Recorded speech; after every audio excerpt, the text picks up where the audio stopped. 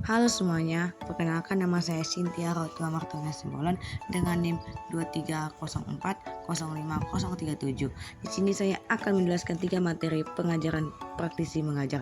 Yang pertama, teori bola otak, yang kedua, tahapan pengembangan kreativitas, yang ketiga, psikologi pendidikan. Mari simak penjelasannya. Pada bagian pertama, teori bola otak.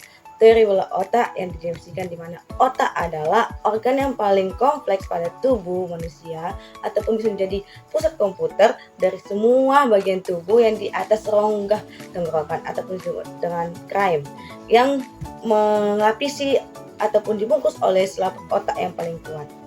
Teori bola otak memiliki dua bagian yaitu otak kanan dan otak kiri, memiliki peran penting dalam mengatur seluruh tubuh untuk mengalami pada objek sehari-hari.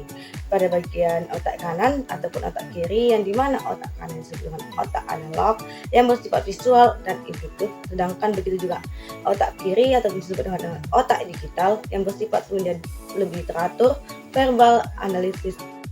Contoh teori bola otak. Pada gambar di atas bisa kita lihat di mana pembagian otak kanan dan otak kiri memiliki fungsi masing-masing. Pada gambar di atas, pembagian otak kanan lebih ke arah seperti mengenai wajah ataupun mengenai pola atau pemandangan antara objek dan proyek. Begitu juga dengan menggambar ataupun melukis, berimajinasi dan juga mengekspresikan emosional. Sedangkan otak kiri ke arah contoh seperti berbicara dan mendengarkan, mengikuti aturan ataupun berpikir logika secara mendalam, mengikuti instruksi atau membaca dan menulis. Yang kedua, tahapan pengembangan kreativitas. Apa itu kreativitas? Kreativitas adalah suatu kemampuan untuk menciptakan sesuatu yang baru berupa nilai gagasan ataupun karya seni ataupun produk yang memiliki nilai praktis yang dengan cara menghubungkan beberapa hal yang sudah ada ataupun tahapan-tahapan suatu yang hal baru diterima dan bisa dimanfaatkan. Penjelasan selanjutnya adalah tahapan kreativitas. Tahapan kreativitas memiliki 6 bagian yaitu bagian pertama penerapan, yang kedua inversi, yang ketiga divergensi, yang keempat evaluasi, dan kelima implementasi, dan keenam konvergensi. Yang pertama, penerapan ataupun disebut dengan simulasi pemikiran yang dijelaskan bahwa pengembangan rasa ingin tahu terhadap berbagai ide.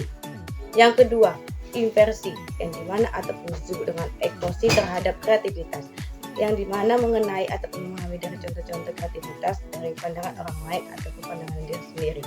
Yang ketiga, divergensi ataupun disebut dengan berimajinasi dan bermain dalam secara bereksperimen yang dimana mengganti ide untuk mengasah kemampuan kreatif pada si anak terhadap aktivitas bermain si anak dalam mengubah permainan menjadi suatu imajinasi. Yang keempat, konvergensi atau disebut dengan evaluasi dan seleksi yang dimana kita sebagai pendidik menilai ide-ide pada kreativitas pada si anak dan memilih yang paling layak secara positif dan memberi motivasi pada si anak. Yang kelima, implementasi ataupun yang dimana si anak memiliki solusi dalam permasalahan dalam ide-ide yang akan diubah menjadi suatu wujud nyata dalam karya seni ataupun proyek secara digital.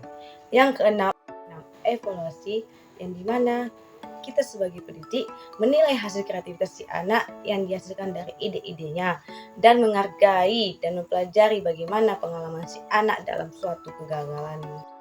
Contoh pada pengembangan kreativitas pada gambar tersebut di mana seorang anak sedang melukis dan memiliki rasa ingin tahu si anak ada dan memiliki ide-ide saat mode permainan ataupun bereksperimen untuk berimajinasi dalam melukis.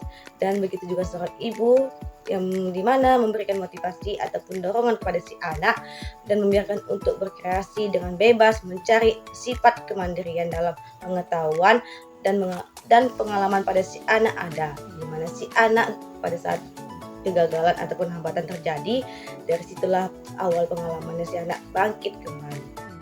Karena yang ketiga yaitu psikologi pendidikan. Apa itu psikologi pendidikan?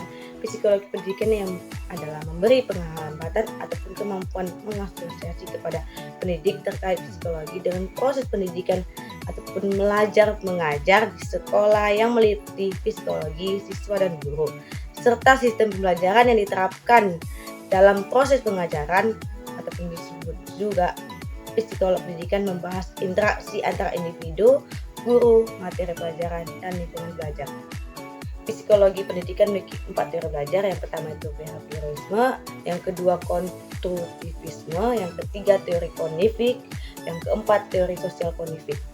Yang pertama behaviorisme ataupun disebut dengan pemberi penguatan positif dan mengubah siswa ke arah positif, di mana teori ini menekankan perilaku yang diamati secara individu, belajar melalui asiosis antara rangsangan eksternal dan respon yang dihasilkan antara interaksi.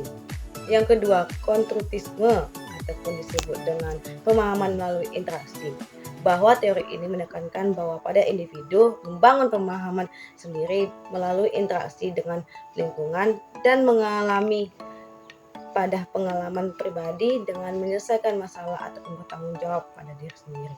Yang ketiga, teori kognitif ataupun disebut dengan pemahaman proses mental, yang dimana teori ini menekankan bahwa berfokus pada pemahaman mental dan menekankan pemikiran dan kognitif dalam belajar pengajaran. Yang keempat, teori sosial kognitif ataupun disebut dengan pembelajaran interaksi. Pada teori ini menekankan peran sosial dalam pembelajaran individu melalui interaksi dengan orang lain dan mengamati peran dan umpan balik sosial dan prevensi diri, motivasi, dan pengaruh lingkungan pada pembelajaran pengajaran. Contoh dari psikologi pendidikan pada gambar di atas, di mana pembelajaran kolaborasi, penggunaan teknologi dalam pembelajaran, penilaian pembelajaran, konseling pendidikan, pengajaran berbasis masalah, dan di mana kita sebagai pendidik harus siap menjadi pendengar di saat si anak lagi dalam masa emosional, membutuhkan dukungan dan memberikan hubungan dengan sekitarnya ke arah positif dengan berinteraksi secara dan menerapkan program pelatihan seperti promosi budaya sekolah yang secara interaktif supaya si anak lebih mengenal sekolahnya dan berinteraksi antara sesama.